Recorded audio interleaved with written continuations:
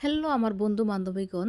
তো বন্ধু-বান্ধবীগণ ঠান্ডার দিন মানে হইলো খুবই মজার, মজার খাবার। আর সকাল সকালে যদি ভালো কিছু খাওয়া যায় তাহলে কিন্তু মনটা সারাদিন খুবই ভালো যায় আর আ শরীরটাও সুস্থ থাকে। তো যাই হোক আমি যেটা দেখাইতেছি এটা হলো স্বাস্থ্যকর খাবার। আর খুবই সহজ যদি মাত্র ২ টা উপকরণ থাকে বাড়িতে তাহলে এই বস্তুটা তোমরা বানায় খাওয়া পারবা। দেহাত সহজ হইলেও কিন্তু খাতে এটা অসম্ভব মজার। তো চলো দেখে নাও এটা বানাতে কি, কি লাগছে। ১ম এ আমি নিয়ে নিছি চাইল দিয়ে, ডাল দিয়ে আমি আগের থেকে ভিজায় রাখছিলাম অনেকক্ষণ সময়। তো পানিগুনা জড়ায় নিছি, দেখাইলাম। আর নিয়ে নিছি আমি কিছু পালেং শাক। পালেং শাকগুলো খুবই ফ্রেশ পালেং শাক। আর পালেং শাকের বাদে তোমরা ধইনা পাতা দেওয়া পারো। তো যাই হোক আমি পালেং শাক নিয়ে নিছি। আর নিয়ে নিছি কিছু সুন্দর দেহে এটা হলো লেবু পাতা যাতে সুঘ্রাণ আসে খাবারটার মধ্যে। তার জন্য আমি এটা নিছি। এটা অপশনাল, এটা তোমরা নেওয়াও পারো, না নেওয়াও পারো। আমার কাছে ভালো লাগে তার জন্য নিয়ে নিছি। আর নিয়ে নিছি রসুন, তারপর নিছি কাঁচামরিচ, আর নিয়ে নিছি অল্প সামান্য পরিমাণে আদা।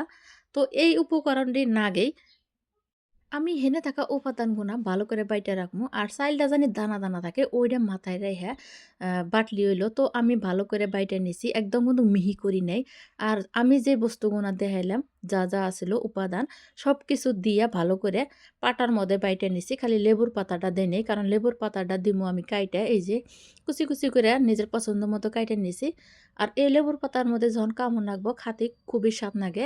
সুন্দর একটা ঘ্রাণ আসে সুঘ্রাণ। তার জন্য এই লেবুর পাতাটা দেওয়া। এখন দিয়ে দিলাম আমি স্বাদ মতো নুন। নুনটা নিজের স্বাদ মতো দিলেই হইলো। তারপর দিয়ে দিলাম সামান্য পরিমাণে হলদির গুঁড়া। আর হলদির গুঁড়াটা না দিলেও হবো কিন্তু আমি তাও দিয়ে দিলাম। যাতে আরও কালারটা খুবই সুন্দর আসে তার জন্যে দিয়ে আবারও কিছুক্ষণ এই যে সুন্দর করে নাড়াচাড়া করে নিতেছি। যাতে সব কিছু একদম মিশা যায়। আর হেনে আমি জাল, জাল খামু। তো আমি কাঁচামরিচ বেশি করেই দিছি। ওইজন্যে জালের পরিমাণটা কাঁচামরিচ হয়ে যাব। হেনে শুকনা মরিচ আমি ব্যবহার করলাম না। আর গোলাটা যাতে বেশি পাতলা না হয় ওইটা খেয়াল রাখবো। ওই তো হেনে এই যে তোমরা দেখতেছো যে আঠালো, আঠালো হয়ে গেছে গা। এটা এখন ভাজা যাব। ভাজার উপযোগী হয়ে গেছে। তো আমি হেনে একটা ননস্টিকের তাওয়া নিছি। তোমরা চাইলে মাটির যে খোলা আছে না, খোলার মধ্যেও ভাজা পারো। তো মাটির খোলায় আরও বেশি মুচমুচা হয়। আর আমি যে তেল ছাড়া ভাজি করবো ওই জন্যে সামান্য পরিমাণে মিঠা তেল দিয়ে একটা পাতার মধ্যে নিয়ে ভালো করে এই যে ডইলা দিলাম। দেওয়ার পর এই যে গোলাটা দিলাম, দিয়ে এরম করে দিয়ে দিতেছি। তো আঙ্গুর পাশা কয় চাপড়া। তো যাই হোক চাপড়া চাপটি একটাই। তো এরম করে দিতেছি যাতে দেখতে ভালো দেয়া যায়।